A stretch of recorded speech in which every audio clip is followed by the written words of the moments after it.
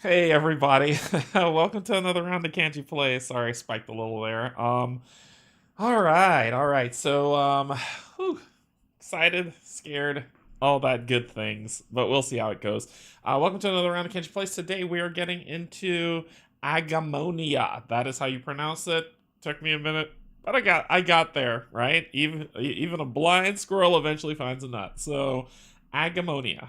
So we're going to be getting into this playthrough, seeing how the game plays out, seeing how it goes through, so that it would be something that you would be interested in bringing to your table.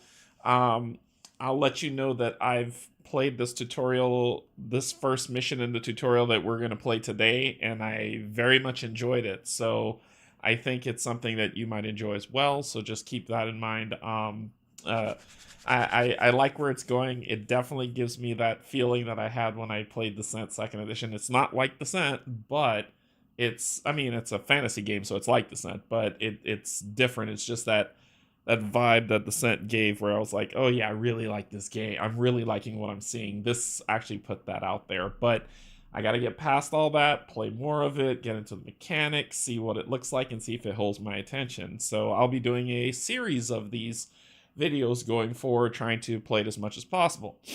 With that in mind, I'm going to be playing it tonight. I'll be playing it Saturday, and then I'll be playing it Tuesday.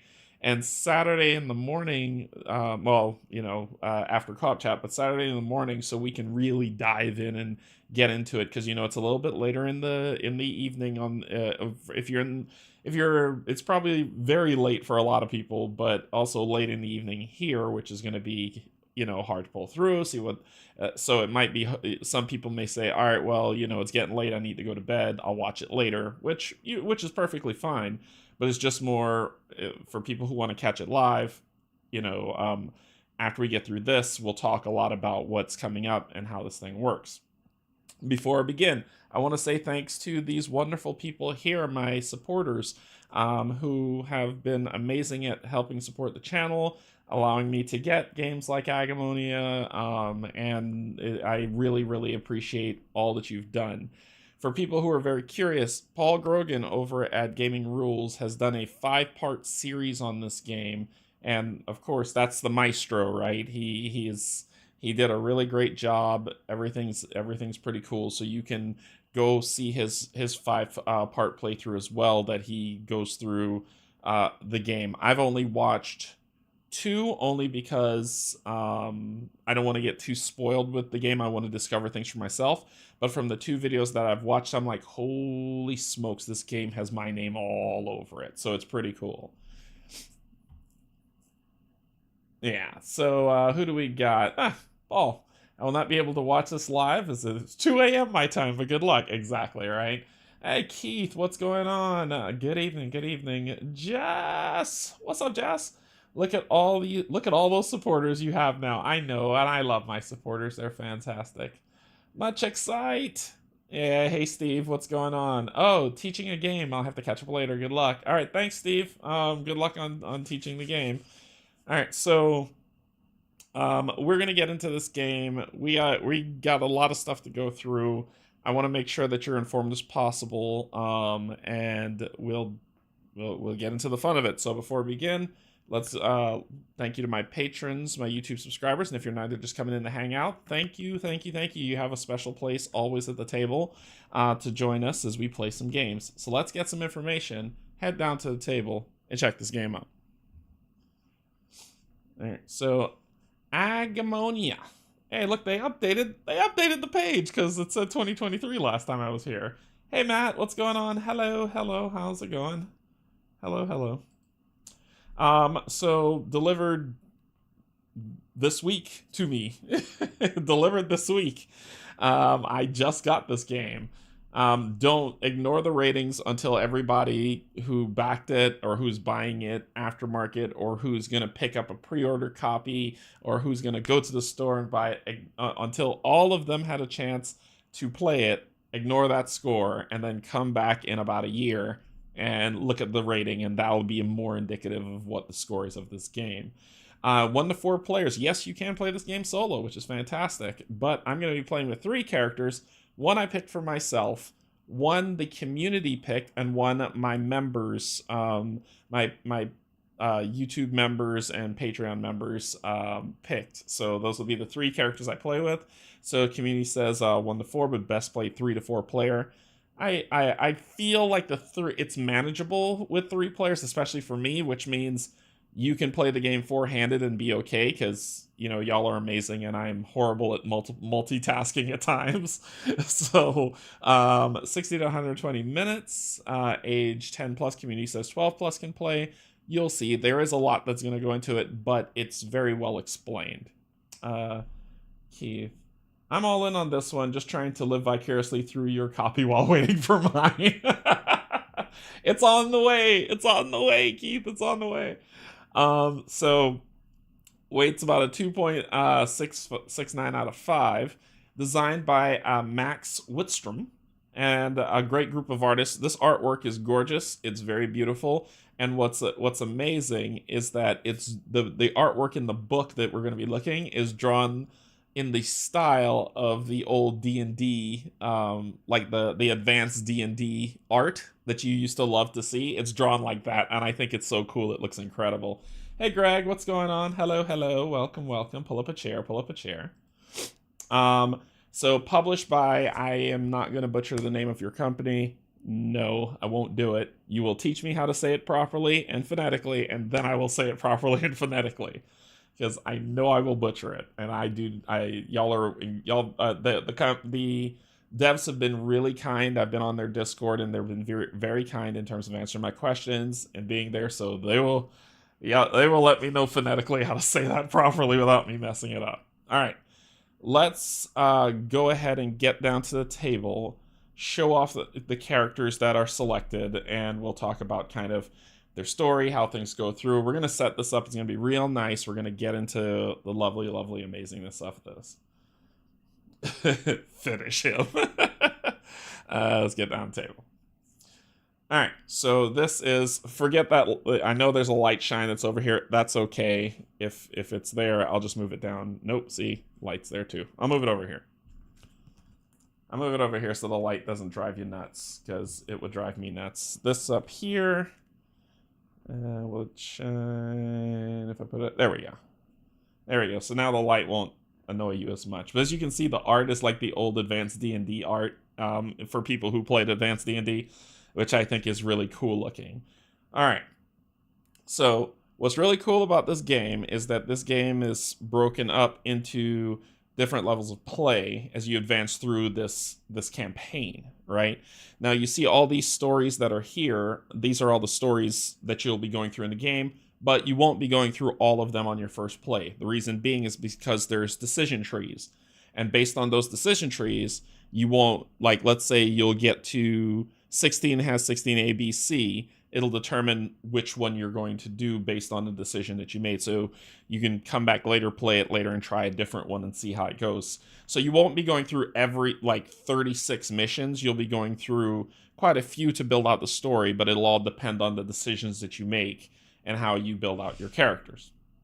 So, how this game's broken down, it has three tutorial scenarios in it. We'll be going through the first one tonight.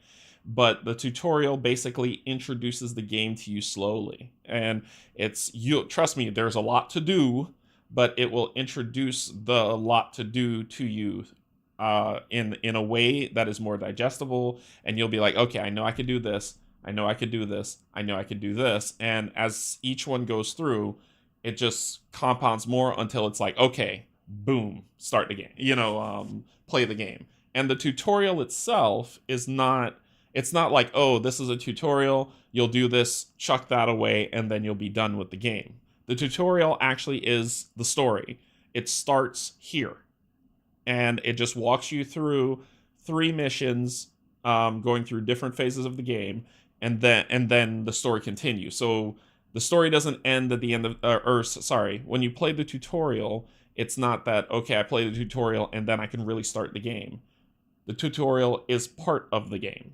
So whatever you pick up during the tutorial, whatever you learn, whatever you advance on, that stays and you continue the story, if that makes sense.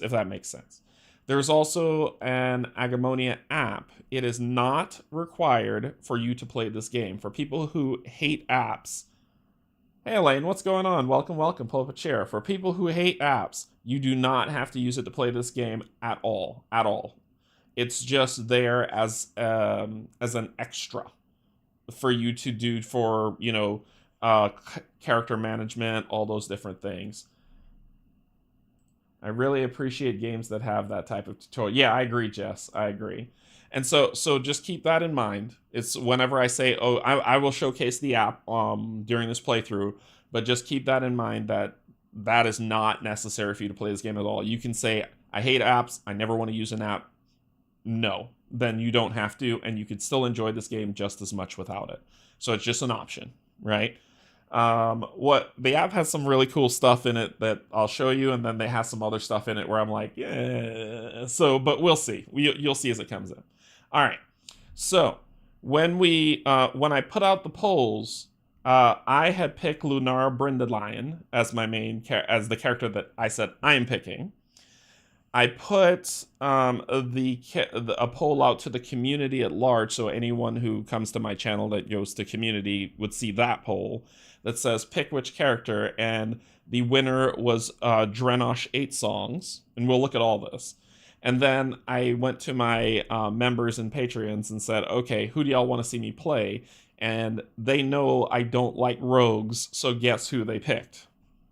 The rogue, right? So, but that's who they picked. That's who I'm going to play. However, I found the way that I can make myself like the rogue. So but this is how this is going to set up. On these dashboards, and let me table zoom, and we'll start off with her. So on these dashboards, what you're seeing on here, these are stamina chips. I got the upgrade because it came with the no mini all-in. Well, no mini all-in, right? The no mini pledge. The only minis I have are these characters, the rest are standees. But if you got the miniatures, enjoy painting all the beautiful minis. So, sorry, I didn't know you were rogue averse. Yeah, I'm not a stealth person at all, but it's okay. We make it work. This is what y'all wanted to see. I will play the rogue to the best of my ability. This is what y'all wanted to see. Don't blame my bad rolls on what happens. Anyway, what you get is you get these chips, which are stamina chips. If you did not get the upgraded version, which are these plastic ones, they're plastic. They're not clay or acrylic or anything. They're just plastic chips. But if you didn't get these, they'll just be cardboard. My recommendation, if you have the cardboard chips, is to get the capsules, the coin capsules, and put them in there, and they will feel just like this or even better. Yep, that's why I said. That's why I said, Keith. I was like, I have a way to make Venia work for me. No, this isn't a new camera. This is the same camera. This is the new camera. This is me just learning and getting better at streaming. This is me getting good, Jess. I'm trying to get good. Anyway, you'll start off with a set number of these chips to play. And what's really cool about this game is that these chips are also your health. So as you have to use these to do things, because this is your action economy, basically. So when this runs out, you then, it's not that you're dead or you're tired or you're exhausted. You can't do anything and have to do specific things to get chips back. And we'll talk about that, because when you run out, it doesn't mean game over. This is not the timer on the game at all. There is a timer, but it's not this. And I really love how this works. Like, it really makes me happy how that sets up. This that you see here is basically this is your action selection that you have. There's another side to it, which is this, but we won't talk about that for this specific scenario, right? What's also cool is that this is a dual layer board, so as you can see here, stuff gets filled in, but also this gets filled in as well. So this says this is how much stamina that I start off with, and you see it says Venia 1. So level 1 Venia has 7 stamina. that she starts with. That's how much you're going to start with. Level 2 will get more, so these pop out, go back in for you to do stuff. All right. I'm taking all the stuff off and then explaining, and then I'll put stuff back on, right? So when you take this lovely board and you flip it over, there is a story for Venia, which we are going to look at. Can we chat later? I would also like to get good. Yeah, no problem. No problem, look at her. You know you can always call me up. We chat all the time about that stuff, so yep, we can always chat. Let me see, which one's Venia? Is it you? So this is her story. So it says, the secluded Quathians worship their dead grandmothers in the nocturnal woodland realm of Heartwood, where they are tasked with keeping the demons of the breach at bay. Women spin cobweb into fine silk that is used for making magical scrolls and the finest clothes, while male Quathians are used as slave soldiers or tasked with menial labor. It's kind of jacked up. The dead grandmothers don't always agree on what is best. Venia gets a special quest from one of her ancestors. She must break into the mausoleum, steal her grandmother's beaked skull, and carry it to the vortex, a magical maelstrom connecting Agemonia to the breach. That is the only way to save Heartwood. But with the constant whispers of the spirit in the skull, will she have the strength of will to remain in control of her own mind? Can she even be sure if her benevolent grandmother in the skull, or is it possible she is bonded to a demon? Evil. Yes, yes, Matt, that's my plan. That's my plan. Yep. Matt's question said, is your plan to keep going? Oh, whoopsie. Boop. Is your plan to keep going after the tutorial on stream? I mean, yes, I will be streaming. As I'll be playing this game basically all the time, right? And I'll be streaming it. So Saturday, we're going to play for a long play on Saturday. And then Tuesday, we'll play some more. I want to get a feel for the mechanics, and I'll keep going as long as the game holds me. And I feel like it'll hold me for a long time. So I'm very pumped about it.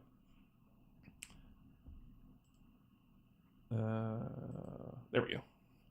All right. So if you notice at the top left, it says what her, at the top right, sorry, next to her name, it says what race she is, a Quathian, and then her two classes that she can class into, either an assassin class or a witch class. Guess which way I'm going. Thank you for picking the rogue, because now you gave me a ranged character. So I'm going with the witch. But this is our character. All right. Let's flip this back over, and let's talk about her board. I got to get the pink pointer, so let's do it. All right. So what's the thing to know about this is first her health, right? So she starts off with 7 stamina, which is her 7 health. So you take the 7 that's on here and you put them on top, and every single time you have to spend them, you just discard one, do what you need to do. You can get them back during your turn. You can get them back during your turn, but I'll tell you how in just a few seconds. However, when you take damage, instead of saying, okay, the damage comes off the top of what you have, not what you've spent, right? So let's say I've spent 2 stamina and this is how much I have. When you take damage, you actually take this chip and you flip it over to the wounded symbol. And this means that that's how much damage you've taken. When all these are depleted, based on either stamina use or damage, and you're down to the bottom and you take a damage, you become what's called wounded. At that time, you take this and you flip it over. And on here, and slide it right in. And on here, you can see it says that you're wounded. And your stamina economy goes down to 4 max. So it basically tries to half you rounded down, right? So when you gain stamina back, the max you can only gain is 4 until you're able to heal yourself, or the story says that that you're okay. So when you run out, when let's just say, okay, boom, boom, boom, I've taken 4 damage and I get hit one more time here, I become what's called exhausted, which means I'm out of the scenario. It doesn't mean everybody loses this scenario. It just means I'm out of the scenario and cannot participate. So this has a fail forward mechanic where death is not the end, right? It just means you're exhausted and you move on with the outcome of the scenario. So let's flip that back over, put us back at 7. Flip these back over, put the 7 back on. All right. She has a taunt of 3. This is her aggro counter, basically. So whenever you're equidistant from an enemy and you're about to get attacked, or let's say you and another player are one space away from an enemy and an enemy needs to move into, it activates to attack, it will pick the character with the highest taunt and then move in that space and attack. Her taunt is 3.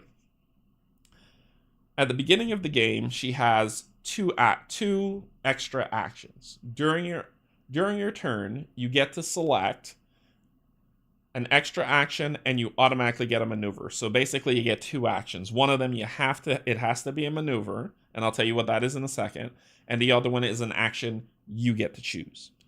The actions that you get to choose at the start of the game is either to focus or to have an extra maneuver.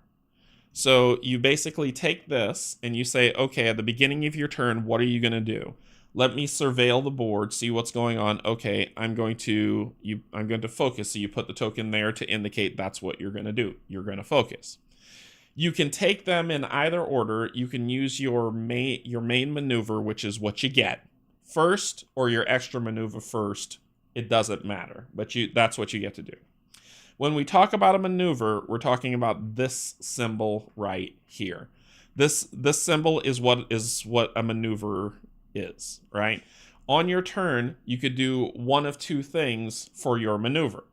You can do movement, where Venia gets to move 2 spaces, or you can do a movement and spend 1 stamina to move 3 spaces instead. This doesn't mean you move 2 and then you move 3. It means you can move 2, or you could spend the stamina to move 3. That's what that means. You can also recover as a maneuver, right? As a maneuver to recover, you can either gain back 3 stamina. So let's say we're down to here and I use my maneuver to recover. I will recover 3 stamina, and then I have more stamina to spend. So that's how you regain it. Also, if you are spending stamina, you're down to here and you're wounded, you can recover 3 stamina, or you can heal 2 wounds. So you basically say, okay, I'm going to use my recover and heal 2 wounds. You take those 2 wounds and you get them back as stamina that you can use. No worries, Matt. No worries. But that's the maneuvers that you can do. So on your turn, you can either focus or you can get an extra maneuver, which means you're doing 2 maneuvers, which means you can move twice. So all in all, during her turn, I could use my maneuver, spend the stamina to move 3, and then I could do a maneuver again here to spend another stamina to move another 3. Make sense? Hopefully it makes sense. If you have questions, let me know. The other thing you could do here is focus. What focus means is, you see these symbols here? This is might, dexterity, and willpower. So if you have to make a check against might, dexterity, and willpower when you're focusing, you get to roll an extra die. That's what this means. And her might is 2, her dexterity is 3, she's a rogue, and her willpower is 2. So fairly balanced for a starting character, and that's how she plays out. So she can hold 2 items in her hands, 1, 2, right? So they have the open slots here, and that's what this divider is. So 1 left hand, right hand. She has a bag that can hold 5 weighted items. You can hold any amount of items that are not weighted. If you have 30 items and they don't have this symbol on it saying how much weight it is, they don't count against the weight limit in the bag. So just keep that in mind, right? When we find items, I'll show you this again so you can see what that is. But that is Venia. So you got to see what she looks like and how she builds out. Let's go to our next character, which is Drenosh 8 songs. So the things that are the same that were with Venia starts off with a focus, and I'll explain. You're like, hey, wait a minute, Derek. What are you telling me? I'm seeing green here, red here. I'm seeing blue here and red here. What does that mean? Soon, be patient. I will get there, and I will explain what all that means. So, Drenosh, they can still focus and have an extra maneuver. Their movement is they can move 2 or spend an extra stamina to move 3. So just like you saw in Venia, that's their options. They have a recover of 3 and of 3 stamina or heal 2 damage. And their fight, dexterity, and willpower is the same, which is 2, 2, 2, where Venia's was 2, 3, 2, where hers was 2, 3, 2, theirs are 2, 2, 2. They can hold 2 items and the bag size of 5. But let's talk about their backstory a little bit so you can get a sense. They actually start off with 9 stamina, where Venia started off with 7. They start off, Drenosh, they start off with 9 at level 1. And if they are wounded, you flip it over, and that goes down to 5. Right? All right, so I'm going to pop these off, and we're going to read their backstory. We're going to flip this over. All right. Drenosh 8 songs. The Ignosaurus of the Magian Empire worship fire and the sun. Drenosh is a scion of the proud noble house of 8 songs and was preparing for the skin-shedding ceremony in the Church of the Burning Sun on Megaea's capital city, Cruel Soul. Genderless, like all young Ignosaurs, Drenosh was supposed to choose whether to become a male, a soldier or a merchant, or a female, a priest or a leader. Drenosh decided not to choose, making them an outcast, but also saving them from the assassinations that befell the rest of the family. The last of their house, they fled Curasol and found refuge working as an Amethyst Order mercenary in Copperton. There, they turned on their employers. To gain knowledge on how the House of the 8 Songs was betrayed and murdered by Drenosh's former friend Shodan Fordons. Now, both the Amethyst Order and the House of Fordons are looking to kill Drenosh as they seek bloody vengeance. They are an Ignosaur, and they can class into Marauder or a Pyroblade. I'm going Pyroblade because fire is cool. So that is their setup. They will have their 9 stamina chips, and that, and their mini. Then our last character that I selected is Lunara Bryndelion. So Lunara Bryndelion has a taunt of 7, so basically the highest taunt, where this is 6 and Venia is 3. Anytime it's equidistance, they're coming for Lunara. So Lunara starts off with 9 as well, Lunara level 1. The focus, which is green, extra maneuver, which is blue, and now her movement is that she can move 2 spaces and maneuver, or instead of where their Drenosh's is spend 1 stamina to move 3, Lunara has to spend 2 stamina to move 3. So I have to be very careful with how that goes. The healing's the same, and then you'll see that her strength is 2, dex is 2, but her willpower is 3. So evenly distributed numbers, feeling good. Can only hold up to two items in a hand, and the bag holds 5. So let's talk about Lunara Bryndalion's backstory.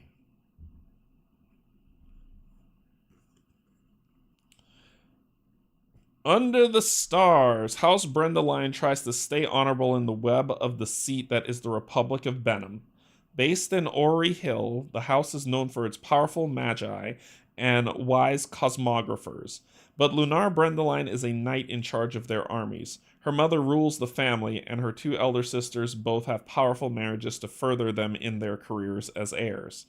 When Star Lunara refuses to take part in the plots of rival houses, she returns to Ori Hill to find her mother murdered and herself framed as the culprit. She will lose her head and tail if she is captured, so she has no choice but to make her escape. Now she is an outlaw looking for her ancestral Gorevan scale shield, which may be enough to prove her innocence. But having lived her whole life among the sheltered nobility, she has a hard time getting used to a life of a poor, wandering warrior. And that is her setup.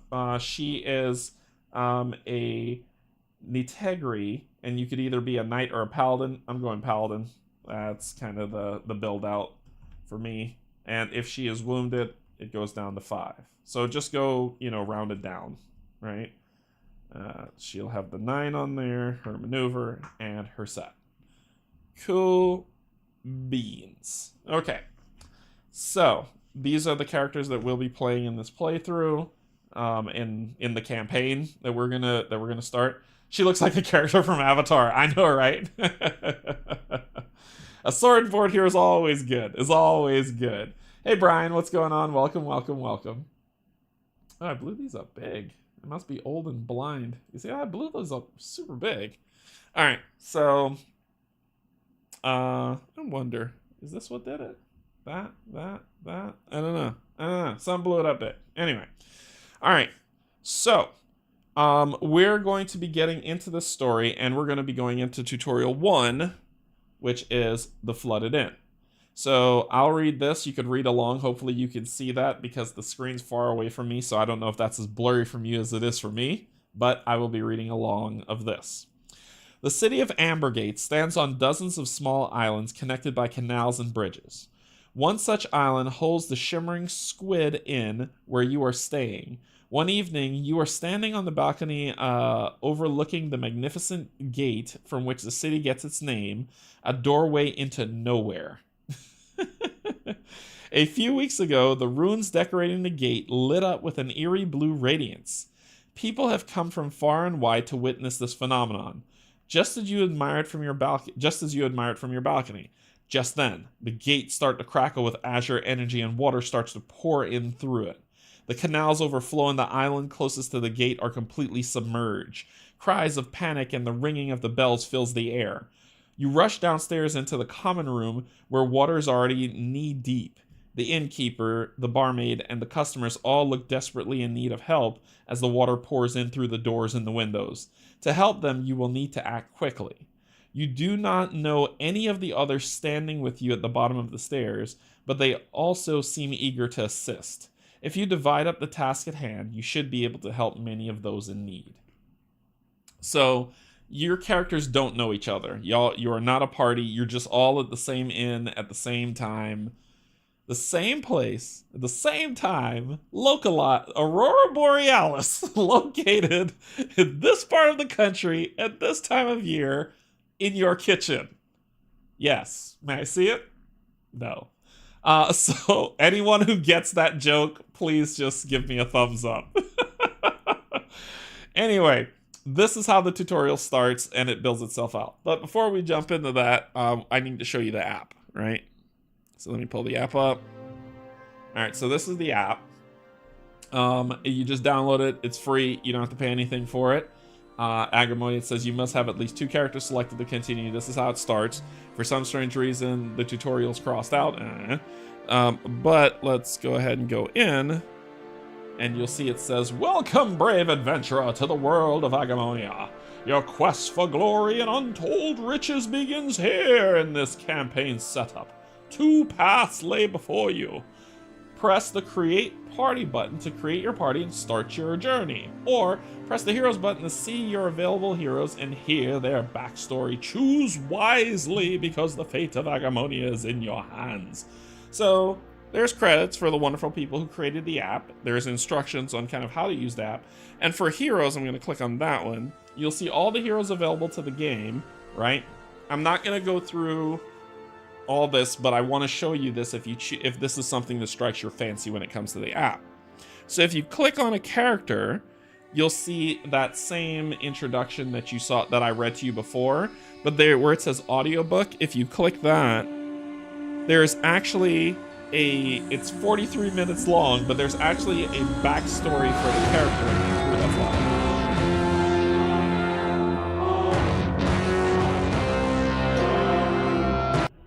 Let's do that, because that's loud.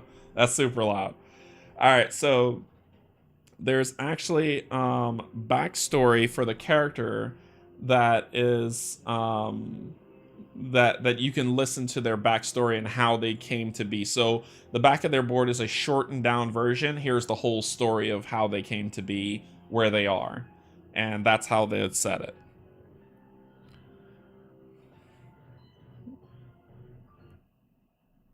Yeah, I had to mute that. That was way too loud, so I apologize. So we're gonna create our party. Boop. And our party name will be the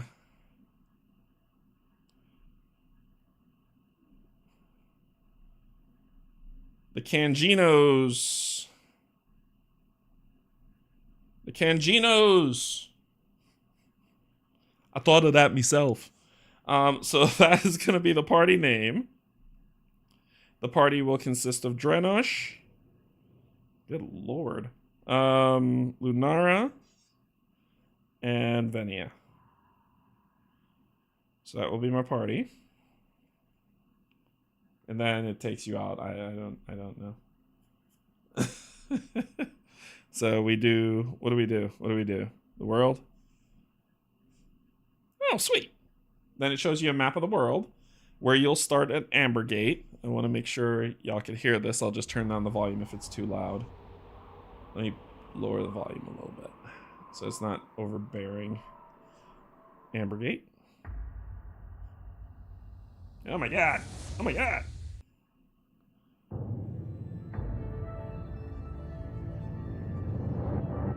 The city of Ambergate stands on dozens of small islands, connected by canals and bridges. One such island holds the Shimmering Squid Inn where you are staying. One evening, you are standing on the balcony overlooking the magnificent gate from which the city gets its name, a doorway into nowhere. A few weeks ago, the runes decorating the frames lit up with an eerie blue radiance. People have come from far and wide to witness this phenomenon, just as you admire it from your balcony. Just then, the gate starts to crackle with azure energy. And water starts to pour in through it. The canals overflow and the islands closest to the gate are completely submerged. Cries of panic and the ringing of bells fill the air. You rush downstairs into the common room where the water is already knee-deep. The innkeeper, the barmaid, and the customers are all desperately trying to survive as the water keeps pouring in through the door and the windows. To help them, you will need to act quickly.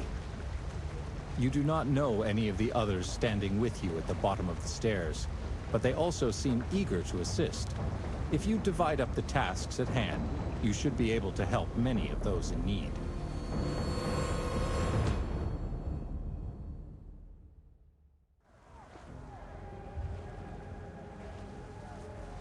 Okay, this is kind of cool. So they talk about the scenario setup as well as the enemy tracker and what you need to do. I'm going to be, this is the app, so you can use it if you want. You don't have to. Everything's in the book for you to do scenario setup. Instead, I'm going to hide that, and we're going to do this together. So let me see. Is there a way to...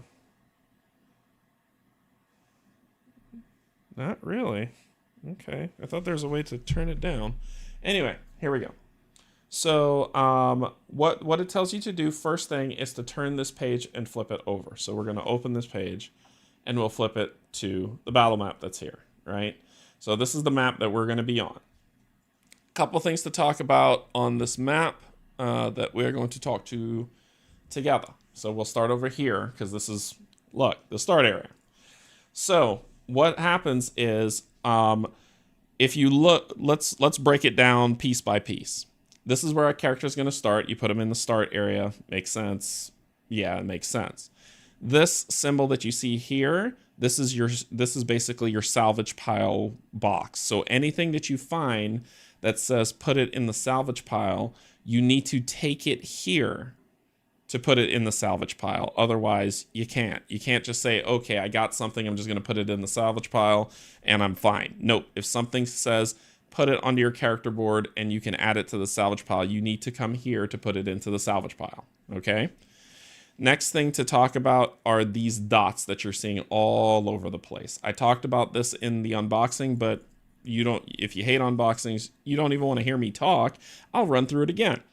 What these circles mean is how many characters, enemy or players, can occupy a space. So right here, this has 3 dots, which means that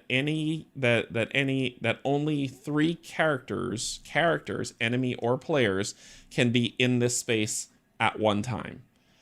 A 4th cannot go into this space. All right, so you can't say, okay, I'm gonna go here and I'm gonna land here and there's already 3 people here. You can't do it. Simple, right? The adage is if there's an enemy, if this space is filled and there's an enemy that only attacks at melee, which is in the space that you're in, they don't need to move into the space to hit you. They can hit you from adjacent spaces, and we'll talk about that when combat comes up. The next thing that comes up is this H. What you have in this game is this series of events that occur during this game. So don't look at them and don't shuffle them; they stay in order. But whenever one of these are activated, you would find that letter in here. Here's H, so it says H, and you'd pull that and do what it says. All right. Can you move through a fill? Oh, good question. Good question. Thank you. Thank you. Can you move through a filled space, or do you have to go around? I believe you cannot, but let me check. I don't want to tell you something wrong. This will not be an incorrect playthrough, dadgummit. I'm going to tell you right, and you're going to like it.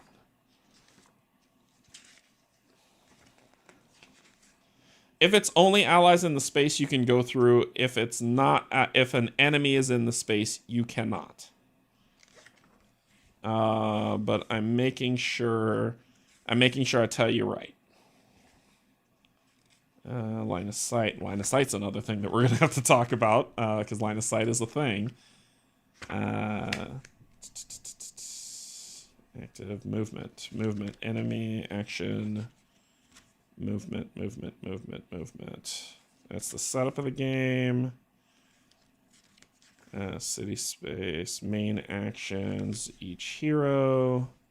Hero turn. Here we go. The rethink actions, another thing I gotta run through with y'all. Move maneuvers. Yeah. If an enemy is in your space, you can't. If the space is just filled with allies, you can pass through it without issue. Keith got it. Keith got it as well. Yep. So if only allies are in the space, you can move through it. If enemies are in the space, you can't move through it. So another thing to keep in mind is this circle. You see the circle with the 0, 1, 2, 2, 1, 1. That is how far you need to be from this letter to activate this event. So basically, to activate H, someone has to be in this square. To activate D, though, you only have to be one space away. So if you're here, here, or here, you will activate event D. For this one, event C, it says 2 away. Now, what's interesting is if you notice...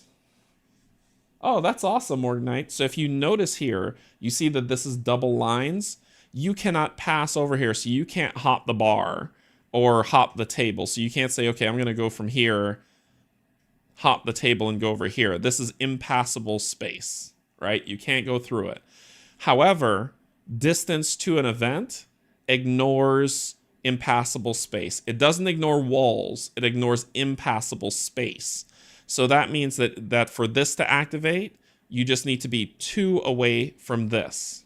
Right? So 1, 2, 1, 2, 1, 2, here, 1, 2, or here, and it will activate that. So just remember that when you play, that to activate anything in an impassable space does not stop activation of event. However, walls do. Walls stop you from activating event because you have to be within line of sight of it, right? So that event, it's a bar. It's so you can see over it, which would activate the event, but you can't see through walls. Now, another thing to notice here, move my big old biscuit head. Right here, if you can see, this is a red line. That means that it's block space. You can't go back here. So I can't say, okay, I'm going to go through this door and then go back here and move around. This is completely blocked off from you, so you can't do it, okay? I think I've gone over everything for here, so we're going to take our characters, put them in this space, and that's our starting space, and we begin our adventure. So if you notice, this is one space away, but there's a wall here, so therefore I cannot activate this event. I have to come around to do it. All right? Make sense? Cool.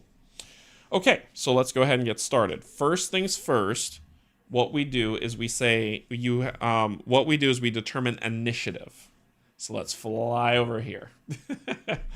So in this tutorial, the initiative is set for you. This is not how the game is going to play, so unpucker the cheeks. This is not how the game's going to play.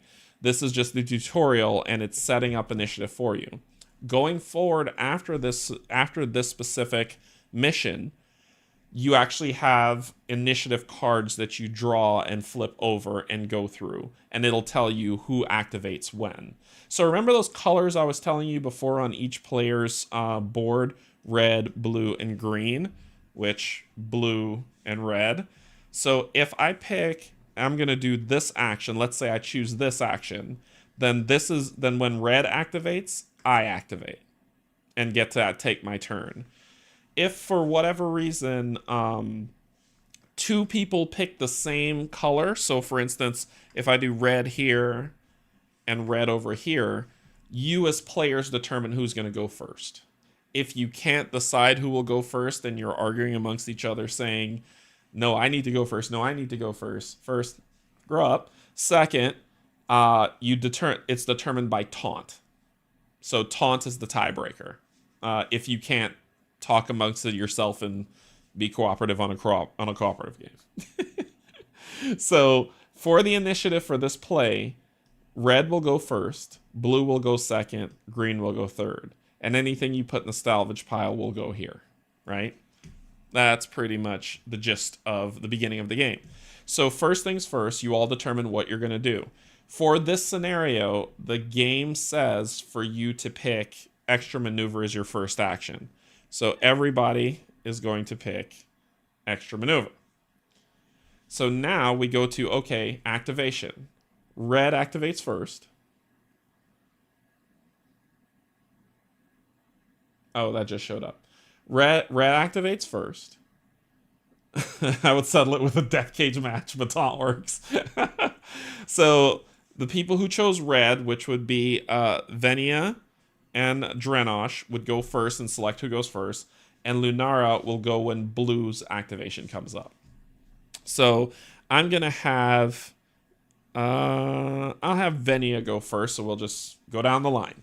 So Venia will go first. And remember, you get two or just play solo, which always works. I know, right? So Venia's going to go first.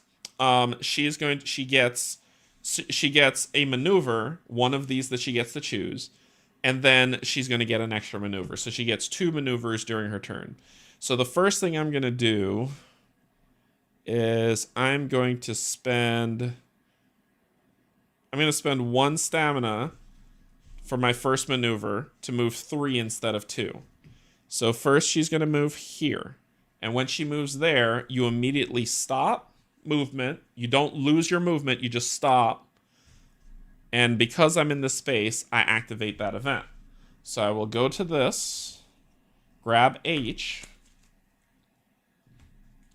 and let's see what the event says.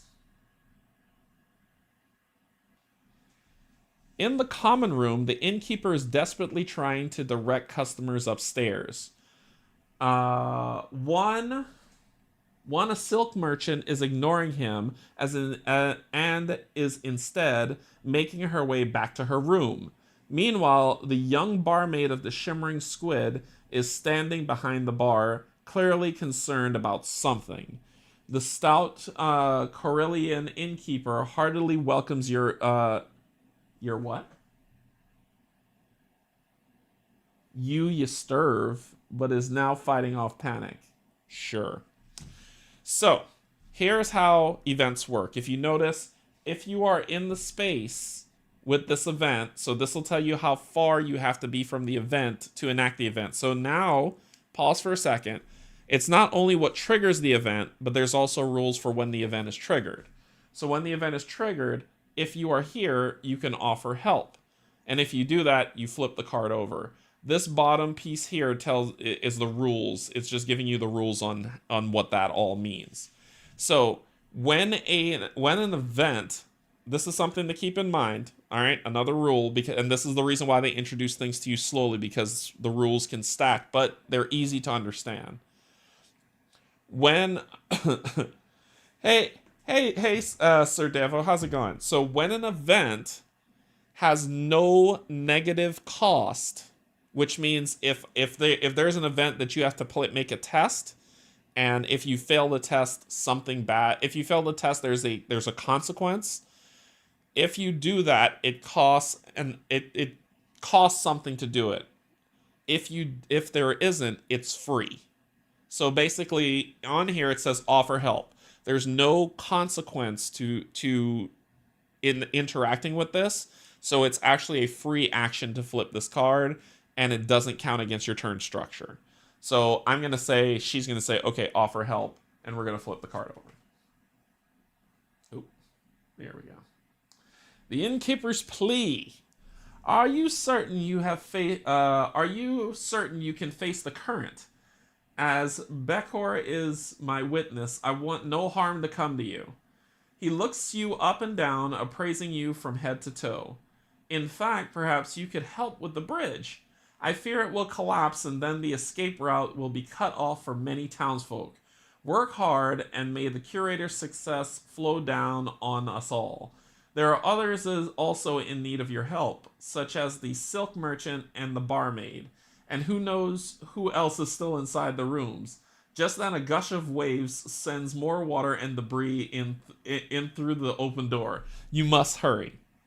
So this is then set as something, that's super bright, because I need to turn that light off. But I'll just set it here off to the side so you can just see a piece of it, which means it's still in play, saying those are the options that are available to me, right? This game has such a well-done tutorial. I was genuinely impressed when I played it via TTS during the Kickstarter. Yeah, it is really well done. So, remember, I just moved one space, an event happened, and then it goes back. So after that event happened, there's no negative consequence, so it's a free action to flip. It still goes back to my turn, and I have two movement left for my first maneuver. So I'm gonna move one here, so that's my second move. Because I'm in one space of this, I get to pull D and take a look at it. So as you can see, the game kind of evolves with you, right? A mysterious stranger. Hey Chris, what's going on? Late to the party, but yeah, the tutorial was great and fully fleshed out during Kickstarter. Yeah. An agitated, one-eyed Ignisaur is rushing to her room where a strange-looking device awaits. You have seen her here in the inn and have overheard her introducing herself as the Silk Merchant. Ignisaurs are not a common sight, Ambergate, and silk merchants have no use for such devices. So when I am to approach her, I have to be in her space to do that as an action. So remember, I have one movement left. Well, I'm going to move into her space as the end of my first maneuver, and because I'm in her space and this has no negative consequence, I'm going to do this as a free action and flip it. How do you know me? Venerate the sun, she says in relief, and addresses you by your name. It is you. Please help me. I left some valuable manuscripts in Birdie and yonder stable. Would you save them for me before they get wet? You have seen her in the inn, but have never spoken to her before. How does she recognize you? Please, there's no time for that. I have the means for escape, but you must assist me. So this is another thing that will go here as an ongoing bit for us to do. So that was the end of my first maneuver. My second maneuver, I'm curious what's up here for you. So I'm going to, because I get an extra maneuver and that's what I said I was going to do, I'm actually going to spend another stamina to move 3 instead of 2 because of this. So I'm going to do, now I want you to pay attention to this. Let me show you this. So if you look at this line intersects here where it connects to this space as well as this space. So I'm actually going to walk into this space from here because of that small line. So I'll do 1. I can't go through the table, but I could go around it. 2, and because I'm 1 space away from there, I get to pull A.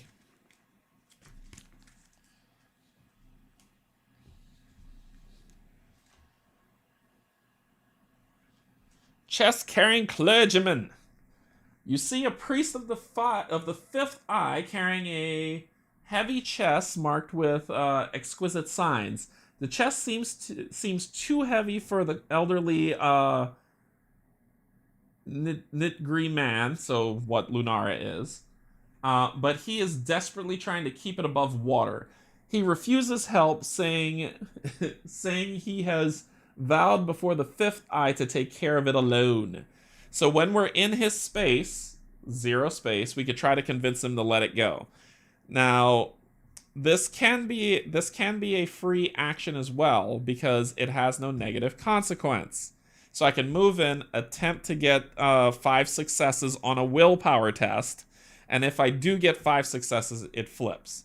Here's where we're going to pause for a second. A lot of people say, okay, well then you can just roll 2 and then roll again and then roll again. You have to get the 5 successes in one go, right? And keep in mind, her willpower is 2. But it doesn't cost me anything. It doesn't cost me anything to attempt the test. So my third movement is going to be to move in there.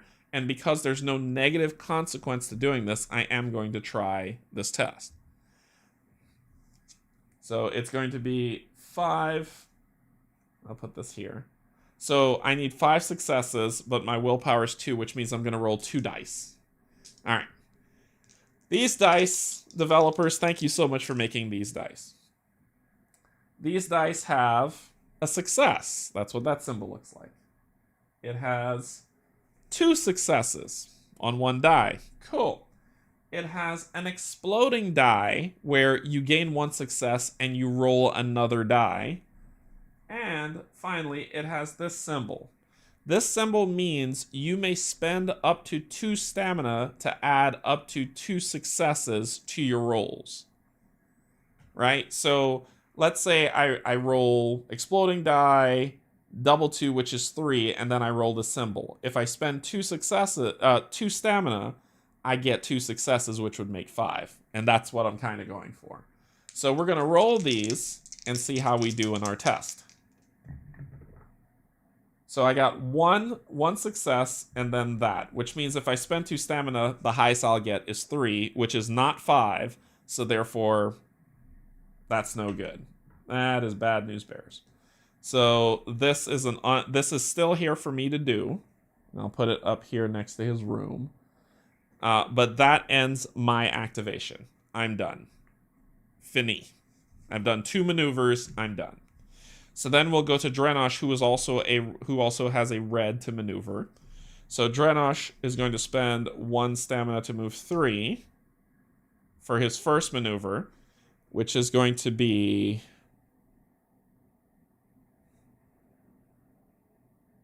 1, 2, 3. So that's his first do I want to go there? Yeah, let's go there. I'll go there. 1, 2, 3. So I'm 1 space away from this, which is B, and I'm 2 spaces away from this, which is C. So both of these will activate. So B is first. So we'll grab B.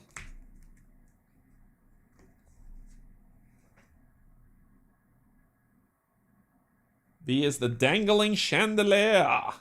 So you cannot jump over the high bar, but above it hangs a chandelier. The light of the candles glimmers in the flowing water. An athlete might be able to jump up from the water, grab the chandelier, and swing their way forward. And we could try bar acrobatics and flip this card.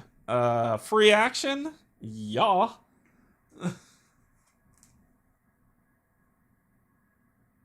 What a lovely picture. Bar acrobatics. So, you may so if you're 1 space away from the bar, you may spend 1 movement. So remember, on my maneuver, I get 2 movement. So I can spend 1 of those movements to attempt a dexterity test of 3. If you succeed, move to an area adjacent to B.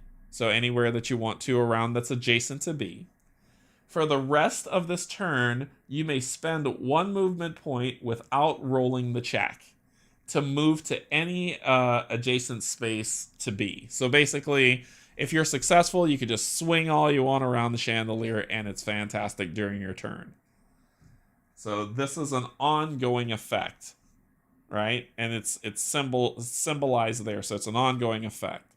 So that's B. We also unlock C because we're 2 spaces away from the bar. Y'all want me to swing on the chandelier. I know it. I know it. Stella Grick needs saving. The innkeeper's stepdaughter, Stella, has a pet Grick called Fungus. Fungus is caught in the cellar and in danger of drowning. To help her, you have to either grab the Grick or convince it to jump into your lap. So if you're in space 0 to Stella, to the C spot, which is basically you have to be here. If you're there, you can attempt to rescue the fungus, testing dexterity or willpower to get a 5 success. And if you're successful, you flip it. I'm not there yet, so I can't attempt it. There's no negative consequence, so therefore I could try it. So I've moved 3, right? I'm gonna attempt the chandelier swing. Oh, this is such a bad idea. So I'm within 1 space. I have to spend the movement, so therefore it has to be part of my extra activation to do it. So my extra activation, I'm going to move. I'll set it to... Let's spend another one. Let me move this. Let's spend another one to get 3 movement. And let's first spend 1 movement to try to swing on the chandelier. So we need to roll 3 successes on 2 dice because his dexterity is 2. So let's see how we do. Hey, look at that. So I got 1 success, and then I got this. So I will spend 2 stamina to make it 2 successes for a total of 3. This is successful, so I get to place myself here, and I still have 2 movement left. That was only 1 movement. However, I landed here, and immediately I can pause and say I'm going to attempt to rescue the fungus for free. This is going to be a toughie. I'm rolling 2. Let's go with... What can I do? I can grab it, or I can convince it to come out. Let's convince it to come out. Willpower test. Let's do it. Willpower. Wow. I needed 5 and I got a 4. Oofta. Oofta. Oofta. That's not good. And I think I can only attempt it once per my turn. I believe I can only attempt that once per my turn. So, or once per maneuver. I can only attempt it once per maneuver. So, that is unfortunate. That is unfortunate. That is cool, but unfortunate. I'm just going to stop there because I need to find a way to get to that. You should be doing that test, honestly. You have a better chance of doing it. But we'll see what happens.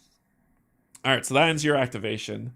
Lunara's activation is you're actually going to spend 2 stamina to move 3 for your first maneuver. So 1, 2, and you're heading outside for 3. I need to be in space 0 to activate J, or 2 spaces away to activate L, right? So from L, 1, 2. I am 2 spaces away, so let's activate L.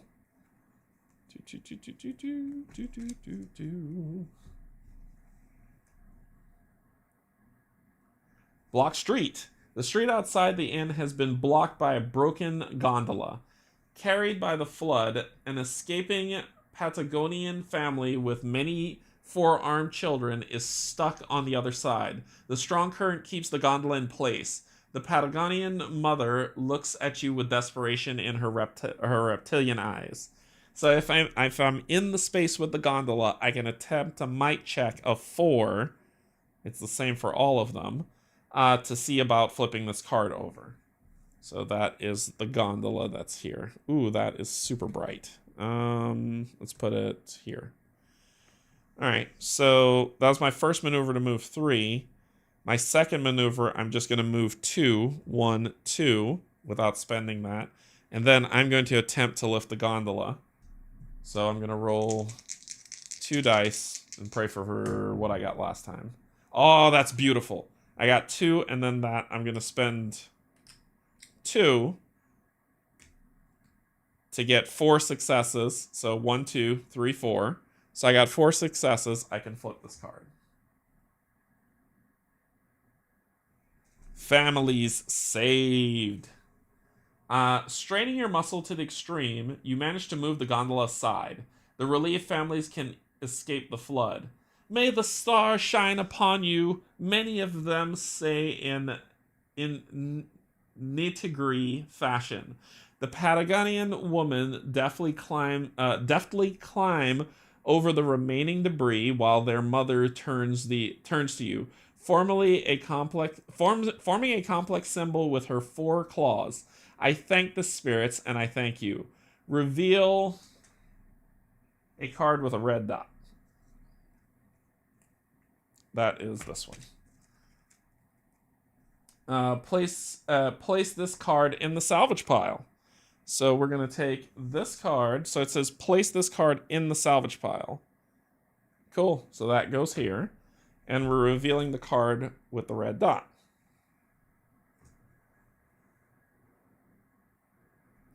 A little boat. Cool.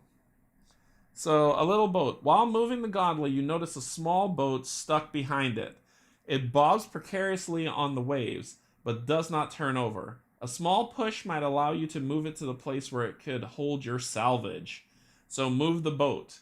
A hero in L may use a maneuver to flip this card. So, it will cost me a maneuver to flip that card. But I've used all my maneuvers. I'm done. So all 3 characters have finished. What we're going to do is reset these. And then the scenario on its setup said to to set this up as the timer for this mission. So when you're playing 3 players, you have 5. When you're playing 4 players, you have 3. And when you're playing 2 players, you have 7, I think. And then 1 player's 9. I think that's how it works. 3, 5, 7, 9. So because we're a 3-player, we have 5. So this is your timer for the scenario. When this runs out, it just means the scenario's over. It doesn't mean you failed. It just means the scenario's over. So we're going to just discard. There's stuff on the other side of these cards, but once again, that's for another tutorial for us to go through. What we do now is just discard 1, saying that the first round is done. And then we start again. So first things first, what do we need to do? We need to determine our order of operation. You are going to focus because we really want to get that pig out of there. You are going to focus as well, and you're going to do an extra maneuver. So reds go first. green, blue, blue. So there's no red activating. Then blue goes next. Green, blue, blue. So we get to the tournament, and I'm just going to keep going in assembly line format. So you're going to go first. So we're going to try to rescue this creature again. So we're going to use as our free, this is our free action. We're going to try to rescue this creature. So I'm going to roll this. Plus, because I'm focusing, I gain an extra die. So now I'm rolling 3 dice to do a willpower test to get this creature out of here. Now look at that. 1, 2, 3, 4 with the exploding die, which means I get to roll another die. So we'll put those over there and roll the other die for exploding die. And that I will spend 1 stamina to make it a 5. Huzzah! So we get this, we got the 5, we flip it. Fungus the Grick. You take Fungus the Grick in your arms and pet it gently. It is wet and miserable, but safe. Meanwhile, Stella has run to the stairs. She waves at you and yells, "Oh, thank you! May the stars shine upon you, kind savior. Please bring him to me." Place this card below your hero board. You may give this card to a hero in the same area as your hero on your turn or theirs. If the hero with the card moves into an area with the chest, with the salvage pile, place this card in the salvage pile. So this is going here below the board. And that's rescued. All right, so that was my free action. I haven't done a maneuver yet. My next is I'm going to try to swing across the chandelier. It's usually 2, but because I'm focusing, I roll 3 dice. That's 1, 2, and then I could spend 1 to make it 3 to swing myself over here. And then my maneuver, I'm going to spend 1 to move 1, 2, 3, and then I can put this in the salvage pile. And that's my first maneuver. My second maneuver, I'm just going to move 2, 1, 2, and stop there. And that's going to be his turn. So next up is going to be her turn, or sorry, their turn. I apologize. Next up is going to be Venia's turn, so she is going to roll. Said a lot of he's when it was they, so I apologize. Would roll 2, but because she is focusing, she'll roll 3, and she needs to get 5 successes. That's an exploding die. That's a 1, and then potential more. So let's do the exploding die. That's another exploding die. And that's another one of that. So I got 1, 2, 3, and I'll spend 2 to make it for 5, which this is a success. Chest of the Fifth Eye. So you convince the priest that the fifth eye will not be pleased if the chest and the contents get wet. He sighs in relief as you take the heavy object from his hands. The chest emits a high-pitched hum, which seems oddly out of place compared to the heavy, low sloshing of the water. Place this card below the hero board. Okay. You may give this card to another hero, and if you get, you put it in the salvage pile. So you'll get it below your hero board. And that was just her free action to do that test. It did not cost anything to do it. So now she's going to use her one maneuver. Oh, wait. You did a focus in that. You couldn't have moved. Your other maneuver would have taken you here, and that's where you'd have ended your turn. Yes. Yep, that is what's going to happen. Sorry, I missed that. So it was a focus to do that, swing the chandelier, and then maneuver 1, 2, and then maneuver 1, 2, 3 to drop that in there. So you wouldn't have been able to move. So yours is going to be to move. You're going to spend 1 stamina to move 1, 2, 3. And that is going to be the end of your turn. Lunara's turn. She's doing 2 maneuvers. So she's going to spend 1 maneuver to flip this card. When you flip the card, we got, hey, look, a new thing to put on the board. So when you flip the card, this gets placed here. So as you can see, it moved this here, and a new symbol, a new salvage pile chest has come out. So that's where that goes.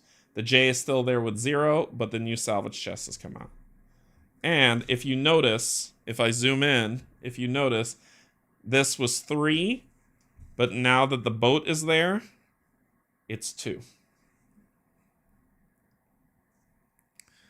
All right, so that was her using one of her maneuvers to do that. Her other maneuver, she's going to spend 2 stamina points to move 3. 1, 2, 3. Now that she landed on J, we get to look at J.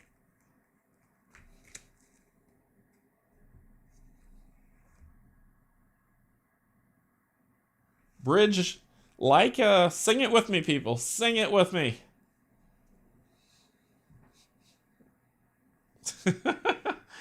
The flowing waters, the flowing waters and the flowing debris have damaged the bridge, and it is in danger of collapsing into the canal.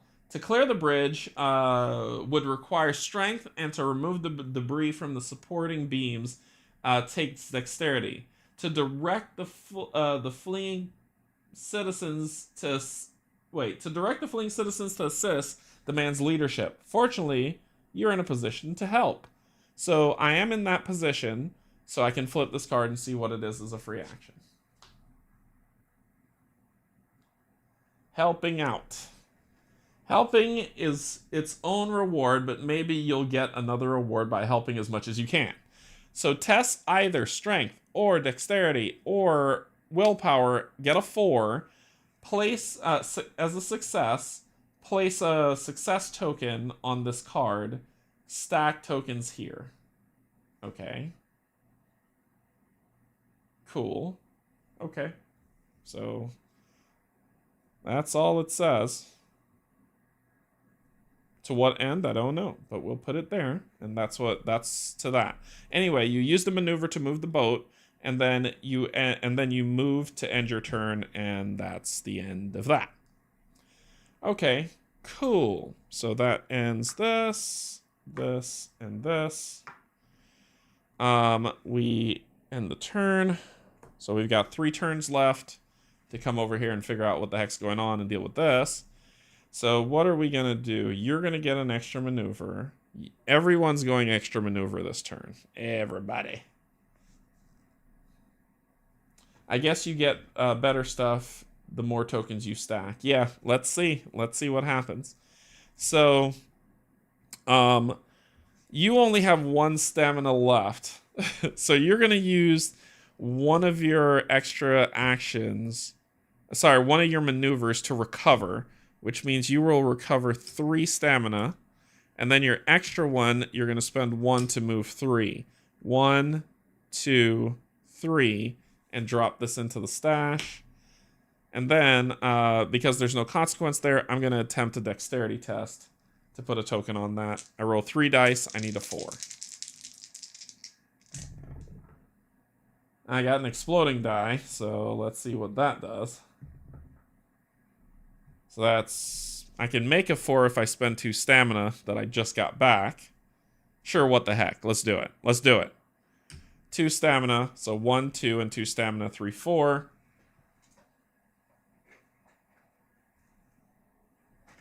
Where did I put those?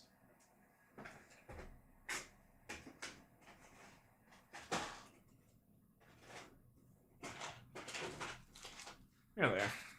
Found them. I found them. I found them. So we will take one of these and stack it there. And that'll end your activation. Your turn. You're going to spend 1 to move 1, 2, 3. And then your other maneuver, you'll move 1. We're going to attempt this. You'll do... It doesn't matter, you're 2 all the way.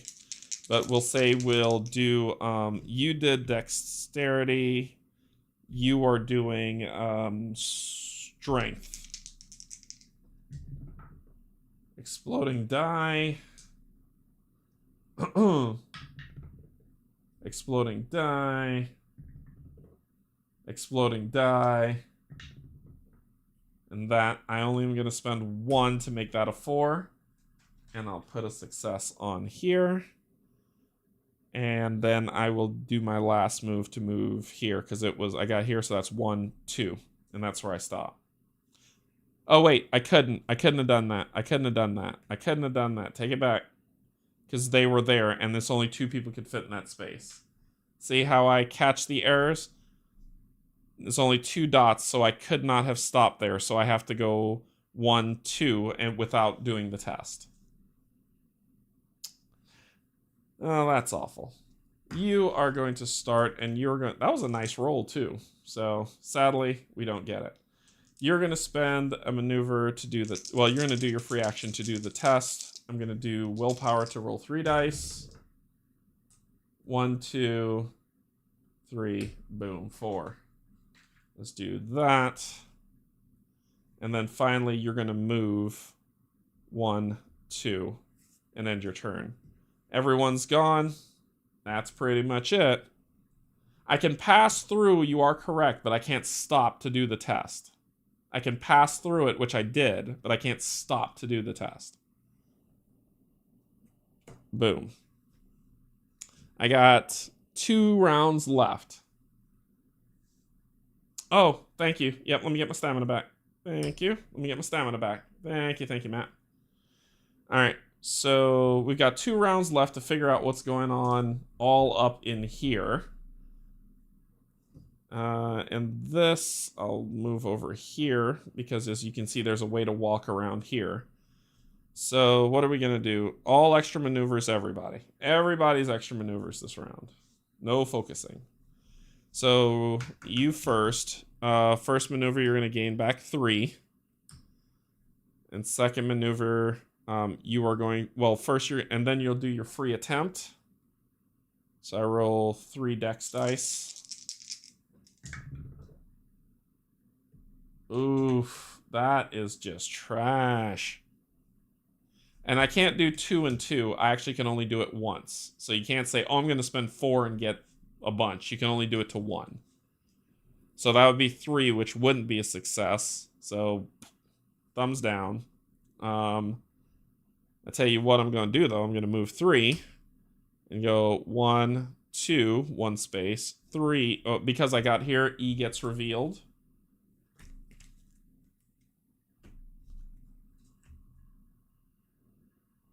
Maintenance hatch.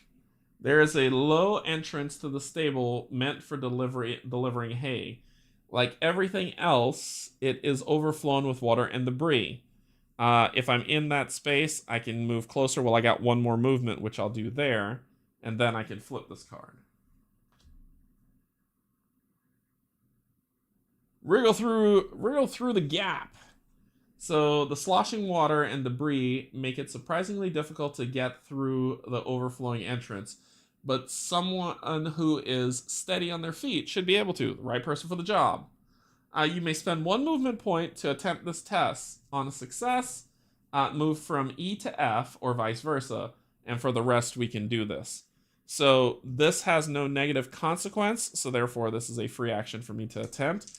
And you dag, I'm sure I'm going to try it. I'm going to try it. So let's go ahead and roll our 3 for dex. We need 2 successes. I hate you, game. I'm going to spend 1 and get my 1 to get 2 successes. I'm going to move from E to F with that success. And this is just kind of a thing like that we can do that vice versa without rolling a check. So I have to spend a movement point to do it. So actually it's not free. It's not free because I have to spend a movement point. So my next maneuver, my first movement would be to do that, which puts me here, which means I have 2 movement left. So I'm catching myself as I play. If it has a cost to it, it ain't free. If it has no consequence or no cost, it's free. The flood is stable. You enter the watery stable full of wet hay and animal screams. Yikes. At the This reminds you of the horse from the Neverending Story, right? At the back, you can see a strange contraption, a wagon with mechanical wings. You've seen an Ignosaurus in the inn who says she is a silk merchant. Maybe this device belongs to her. So, panic sounds. Flip this. Yes, we can do that because there's no cost or consequence. A stable with history. Looking around, you realize this place has not always been a stable. It was once a temple of a pagan goddess before Benham became a secular republic. For generations, it has been used for keeping animals, but now there is only one tall girl in the far pen. The flood is making it panic. So we'll put that over here. This is the far pen, it looks like, and I have to use a movement to do that test, so I have 2 movement left because I did spend a thingamadoohickey. Didn't I? No, I didn't. I didn't spend the stamina to do it, so I have 1 movement left, so I'll move here. And that will end my turn. Your turn. I want to get 1 more on this. I really, really do. It's such a waste if I can't. Screw it. I'm doing it. I'm just going to move. I'm going to attempt the test. For strength. Oh, you stupid game. And move back. That's my first maneuver. My next maneuver. Go here. 1. Which triggers M. Lunara should have triggered M. I didn't realize that spot was so full. Door to the stable. So the door to the stable is locked and will not open. At least it is slightly slowing the ingress of floodwater. When we're in the space, we can do it. Well, I have 1 more movement left because that was my movement to move in, test, move out. My second movement, 1, 2 to go here. Flip the card. A brick door. However, there is a hole high in the door. Old pagan temples used to have hatches like this for making small sacrifices to the goddess. Nowadays, the hole is probably meant for the barmaid's grick to go inside to keep vermin out. You may give any story card placed below your hero board to a hero on the opposite side of the door in either directions. I'm okay, but that's a good thing to have going forward. So we'll put that over here with the glowy cards that y'all are seeing that are hurting your eyes. Okay, cool. But the door's locked, isn't it? Yay. Anyway, that ends your turn. Y'all 2 are done. It's your turn. First thing, I'm going to recover 3. Second thing, I'm going to spend... Oh my gosh, is there no way into this place? Which means you've got to do this and whatever this is before the turn ends. Oh, I was supposed to reveal K. Whoopsies. Whoopsies. K has a 1. I was supposed to reveal K when she was there. The Sacred Beast. The distressed Torgal is rearing in its pen. It is tangled in some ropes and clearly scared of the rising waters. When it sees you, it kicks at the stable's support beams, causing the whole building to shake. Please don't. Please don't do that. So you are panicking. What am I going to do on your turn? You recover 2, and then I get to do something else. You're going to try to fix that. So 1, 2. And that'll end your turn. So we're down to... We got 1 round left, and then we're done. So you are actually going to focus. I'm going to have you focus. I'm going to have you move. And I'm going to have you... You need 4 successes. I need you to focus. This is the last round. I think I might need the extra maneuver. This thing I need to get to. So if I move here, I could do the test, so it'll be 1, 2, 3, and then deal what's there. So I'm gonna do the extra maneuver.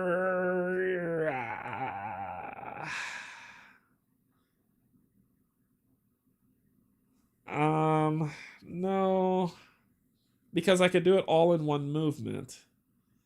So I could do the focus to have some dice to roll. I think I'm gonna do the focus instead. And red goes first, which is just you. So you, I will recover 3. You really can't do anything for me. And then I'll just move 1, 2. You do nothing for me. Then blue, no 1. Then green, you'll go first. So I'm going to spend 1 stamina to make 3 movement. 1. I'm going to test this scared beast thing, and I roll 3 dice instead of 2, and I need 4 successes. Come on, game, don't fail me now. 1, 2. Hey, look, if I had 2 stamina left, I could have passed that test. 2, 3. What's G? And G is the last card. So we've seen everything. Strange contraption. You wade through the knee-deep water to reach the strange contraption. The wagon has wings of wood and fabric, and a complex mechanism for powering and operating them. Inside is plenty of cargo. If we're there, we can search the wagon. We definitely are. Sacks of scrolls. You find the flask, blankets, candles, spare clothes, totems, and other objects.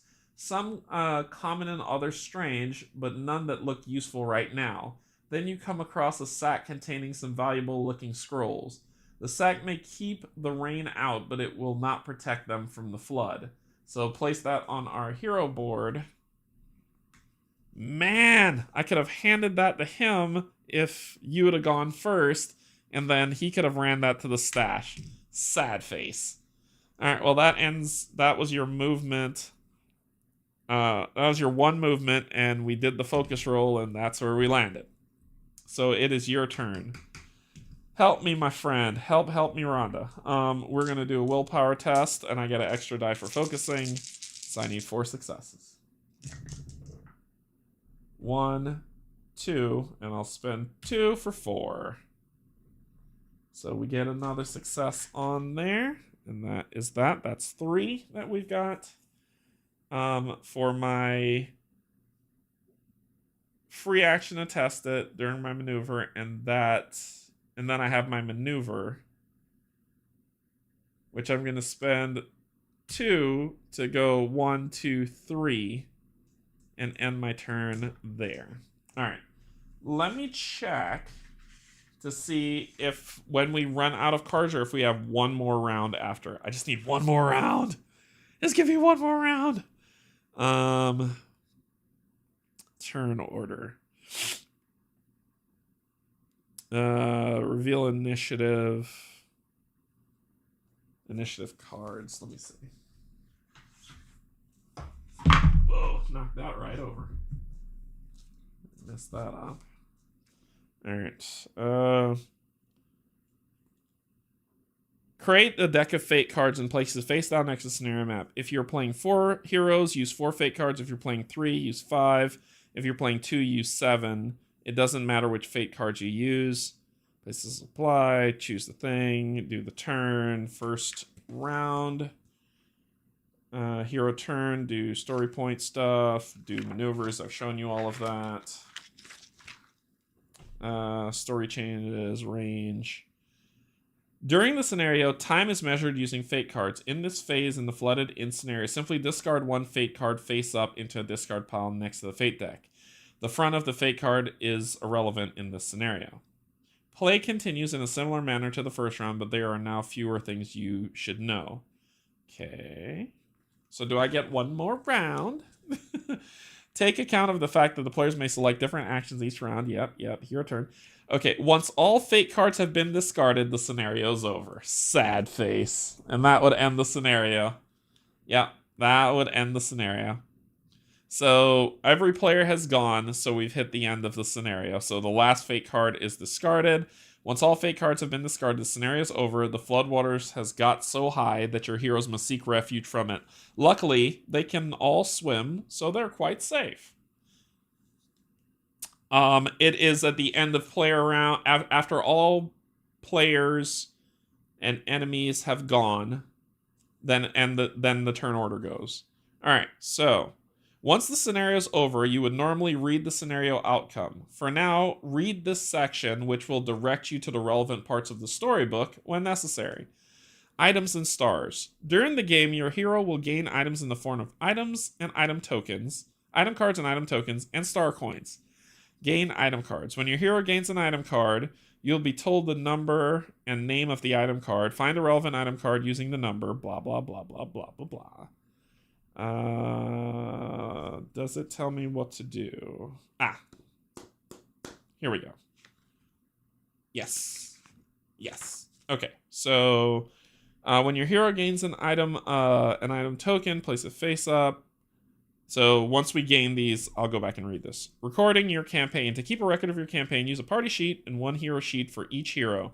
If you're using the Agemonia companion app, you may use that instead of your party sheet. Okay, the party sheet has spaces for blah, blah, blah, blah, blah. After each scenario, there's a list of achievements. Each achievement you complete will give you a reward in the form of achievement gems. Individual and group achievements. Each hero. Okay, all right. Individual and group achievements. Each hero to complete an individual achievement gains an achievement token. Completing a group achievement will gain every hero an achievement token. Okay. Your hero may discard. Read the scenario conclusion, achievements, and epilogue on page 7 of the scenario book. Once you're ready, you may then turn to page 9 of the book and play tutorial 2. So that's where we are. All right. Cool. So we'll move this to the blinding side of the screen. These will go with it. And so will you, because all these cards were revealed. I'll put that up here to say that's the salvage. Every player will go back to their player board, and we'll go to the scenario conclusion. So let's take a look at that. The floodwaters get so high that retreating to the upper floor of the shimmering squid is the only option left to you. Eventually, even that is flooded, and you're forced to climb onto the roof. You see people trying to swim to safety or using doors and tables as makeshift raft. You spend your time helping others, but the truth is you are also in need of help. Any story cards still below a player's hero board are removed from play. For each story card you added to the salvage pile, read the relevant entries in order below. Okay, so the Sack of Scrolls gets removed from play because they were below Venia's player board. But we've got Family Save, we've got Fungus the Grick, and we've got Chest of the Fifth Eye in our salvage pile. So let's see what this does. So Chest of the Fifth Eye is first, story card A. You help the old priest lift the heavy chest onto the roof. He tells you the cult of the Fifth Eye collects ancient artifacts, and the chest holds one of their most valuable discoveries. May the Fifth Eye watch over you, he says. The priest introduces himself as Ares Karain and writes you a letter of recommendation to be used in Runedale. Write letter of recommendation in your party journal. The app.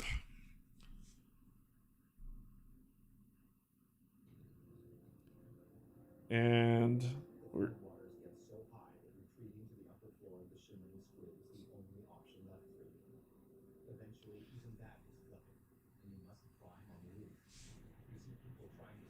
okay, so then we'll do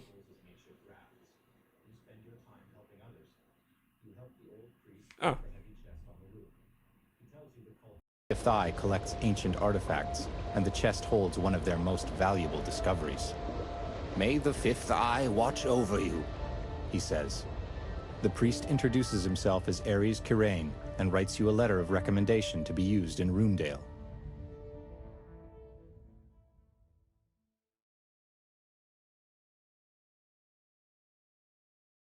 We've got Fungus the Grick, so story card C. The barmaid Stella is petting her Grick, both clearly bringing comfort to each other. She has precious little on her, but as you are stranded on the roof together, as a token of her gratitude, she gives you a rare herb.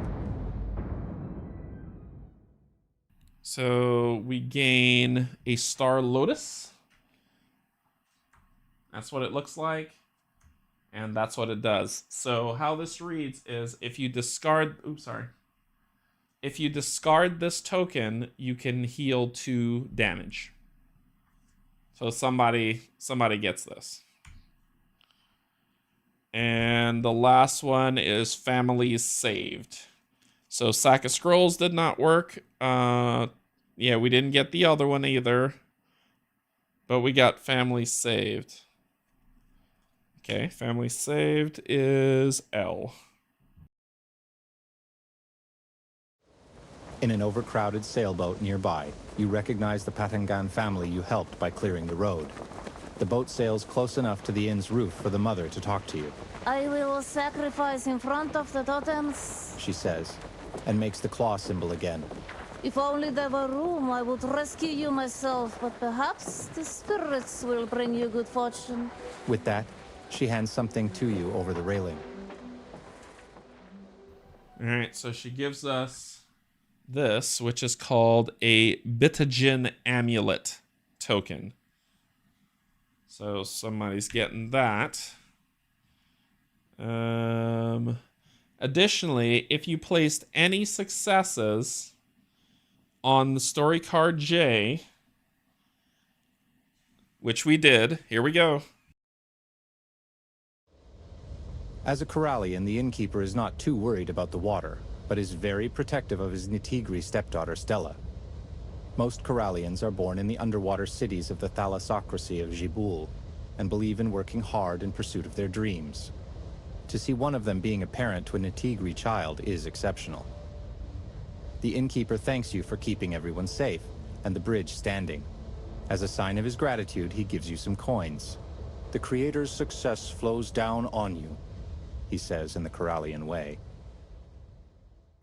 All right, so it says gain 1 star for each token on story card J and split them amongst your heroes as you choose. That star, it says stars.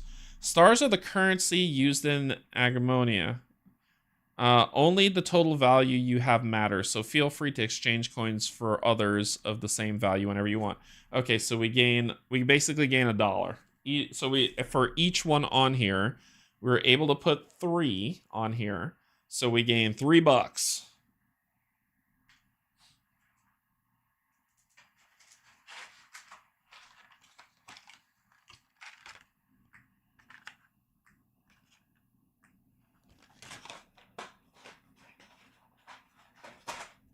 So everybody gets $1. It's going in the party funds. So party funds, $3. Okay, and then we have achievements. So our achievements are explorers. As a group, all story cards have been revealed. No. Well, yes. Yes. So we did get that achievement. All story cards were revealed. We revealed all story cards. We didn't succeed at all of them, but we revealed all story cards. So we did get that achievement. Then the toughest task as a group, story card G, Sack of Scrolls, is in the salvage pile. It is not. It is not. So we didn't get that achievement. Local heroes, story card J, helping out, has 4 or more success tokens on it. I only had 3 because I had to take back the last one because I messed up that. So, nope. And pacing yourself. As an individual, finish the scenario with 2 or fewer spent stamina points. I have 1. You have 4. And you have 1. So 2 people got it. So finish the scenario with 2 or fewer stamina points. We got pacing yourself. So individually, you got... Okay. Oh my god. Ermagerd. Okay, so we'll see if the app will let us do it. But we got explorers. 2 people got pacing yourself. And that's it. All right. Epilogue.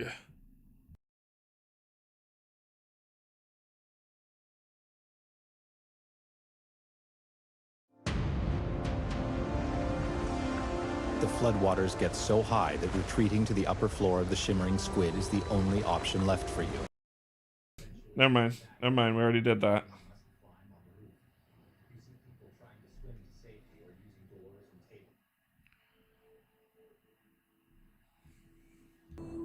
Okay, this is better. So, hero achievements. Alright, so we did get Explorer. And we got Pacing Yourself. So, you got Pacing Yourself. And you got Pacing Yourself. And that's it. Alright, so what do I do now? Oh, I go back here, and then I do this. And then I do this. Okay. You see ships, boats, gondolas, rafts, flying rickshaws, and airships escaping from the epicenter of the disaster, the Gate of Amber, which is still pouring out the contents of some otherworldly ocean. But there is no help for you. Not until a wagon with flapping wings approaches the inn roof. It is the one-eyed Ignisaur who recognized you earlier with her toggle aboard.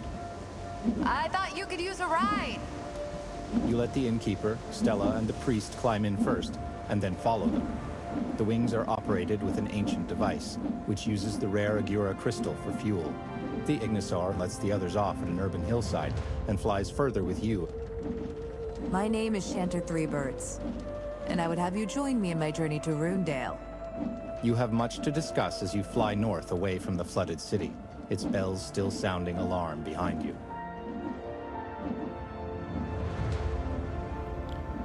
Matt, you're absolutely right.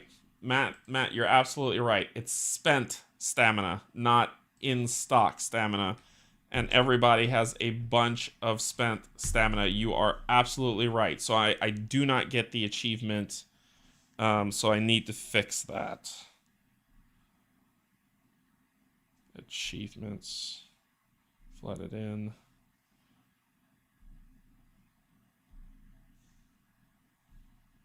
Okay, I can't undo it in the book, but I will not get that achievement.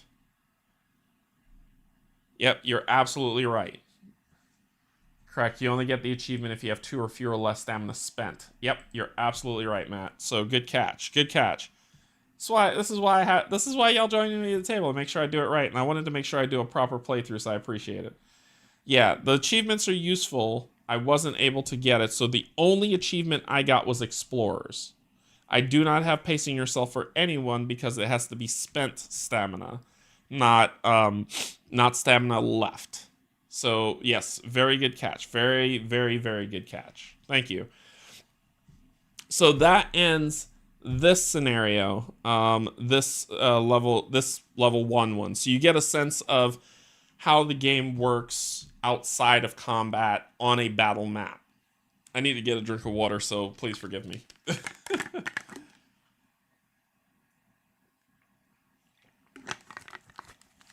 However, Party Funds is 3 stars. One of these plants and a trinket. So that is Party Funds. None of those take up spaces in my inventory because they don't have cost. They just fit into one of my pockets, and it's fine.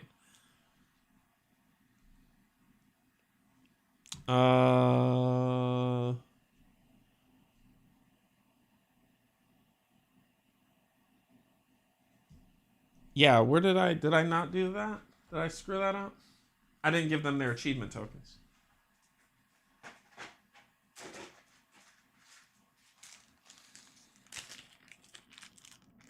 One, two, three. They got the achievement, but they didn't get their achievement tokens. So completing achievements means that you get these achievement tokens. And you can use these achievement tokens. So you've got options. There's individual and group achievements. So each hero to complete an individual achievement gains an achievement token. Completing a group achievement, everyone will get an achievement token. So we've only completed one achievement out of the 4.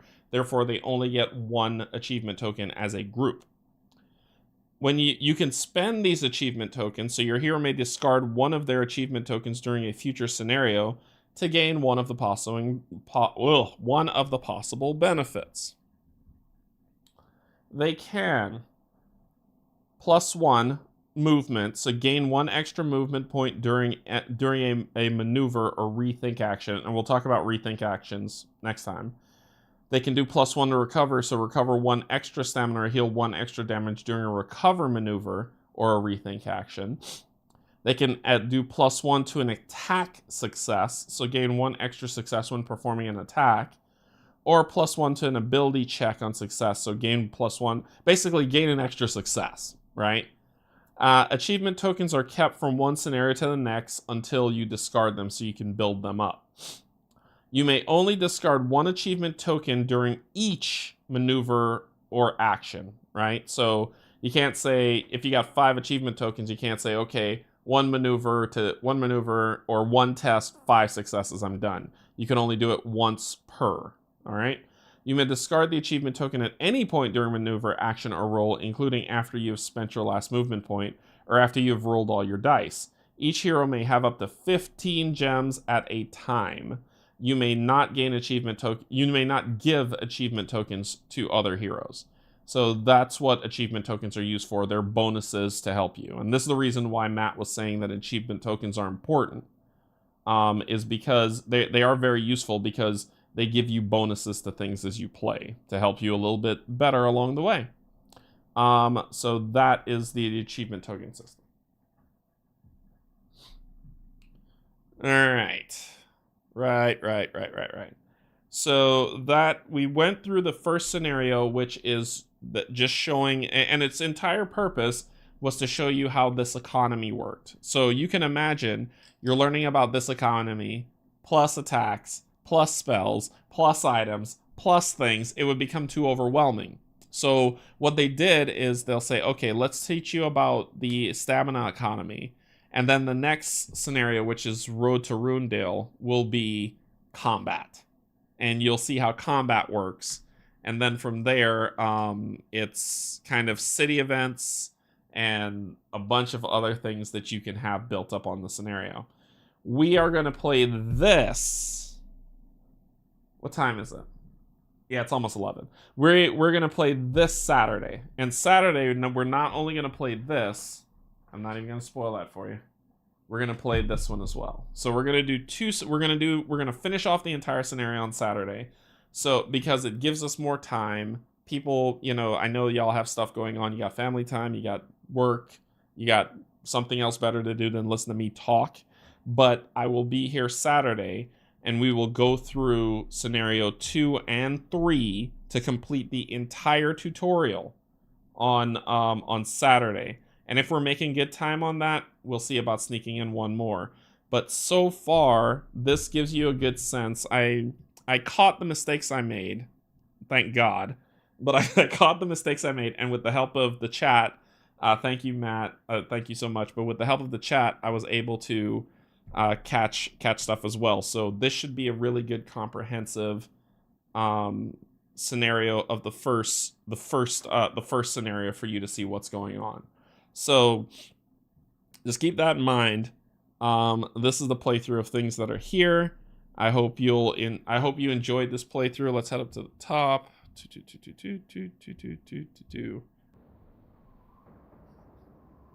Your kid has archery tomorrow and Saturday. Sorry, yeah. But it'll be recorded and it'll be here for you to consume.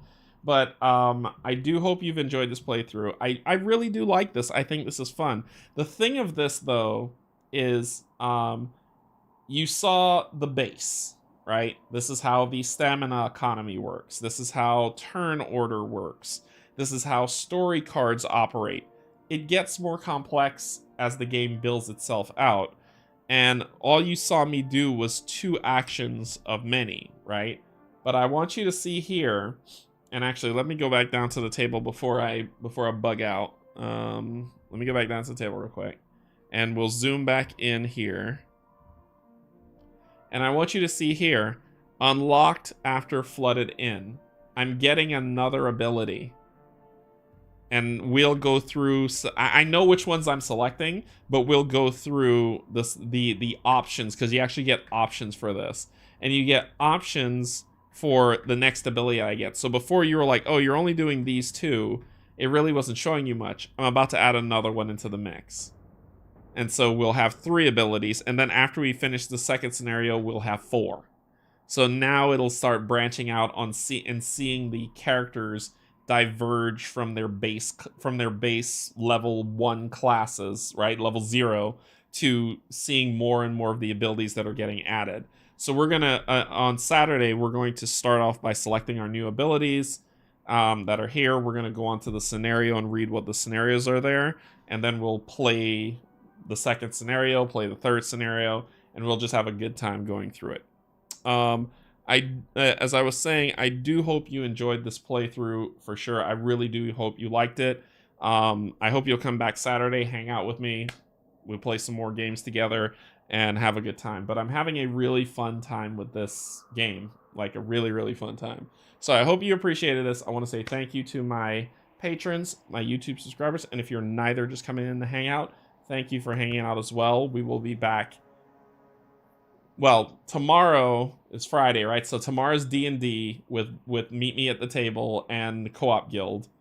So tomorrow's D&D, but Saturday we're coming back and we're playing some more Agemonia. We're gonna get through the entire tutorial segment and get to the story, and so you can see the entire game unfold as we go in. And we're gonna see how this shakes out. It ought to be interesting. Yeah. I hope you enjoyed this. Sorry for any mistakes that you saw in there. I will be sure to correct them. I want to play it properly for you, but I hope you like what you saw. This is a fun... so far, this game's ticking off a lot of boxes for me, and so far, I'm going to say so far I'm liking it, but we'll see how it goes from there. All right, that is going to be all. So, thank you so much, everybody. I hope you enjoyed. Have a good evening, or get some good morning wherever you are in the world. I love you, and there's absolutely nothing you can do about it. Bye, everybody.